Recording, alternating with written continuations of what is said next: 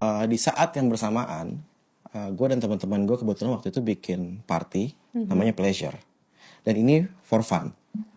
Ini mungkin bisa jadi awal mula gimana cerita The Zodiac Zodiac itu. lahir. Yes. Jadi sekitar tahun 2013-2014 kita bikin party untuk iseng-isengan doang sama teman namanya Pleasure.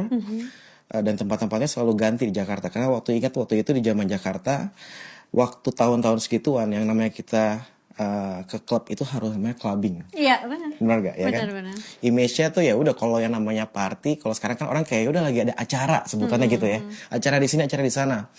Satu malam aja tuh bisa berapa acara gitu. Tapi dulu tuh masih image-nya ya clubbing gitu. Terus yang harus pakai dress, harus yang ngerti lah. Kita pasti ngerti gitu. Dan tapi di saat waktu itu, gue dan teman-teman mikir kayak kenapa kita nggak bikin something yang lebih intimate, yang lebih kira-kira lebih ya buat seru sama teman-teman lah. Akhirnya kita bikin Pleasure. Di saat bikin Pleasure, terus kita setiap acara itu ada produknya, ada orang sebutnya mungkin merchandise, ada produknya yaitu kita jual t-shirt si Pleasure dari si party tersebut gitu. Sampai akhirnya sekitar gue lupa tahun berapa, mungkin sekitar 2014-2015 tiba-tiba kita diajak sama The Fawcett Market London untuk kolaborasi dan dijual di sana. Di saat dijual, akhirnya kita pikir juga ini benar atau enggak ya gitu. Terus abis itu ternyata benar. Dan akhirnya kita bikin collection dan kolaborasi sama The Fawcett Market. Dan itu kalau nggak salah menjadi salah satu kolaborasi pertama brand Indonesia dengan The Fawcett Market.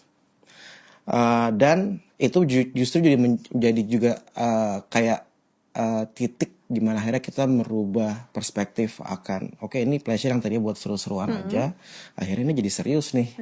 Gitu. Dia akhirnya jadi serius, kita akhirnya bikin beberapa kali kolaborasi full collection. Jadi itu akhirnya image-nya tuh adalah ada party dan ada si fashion line-nya gitu ya.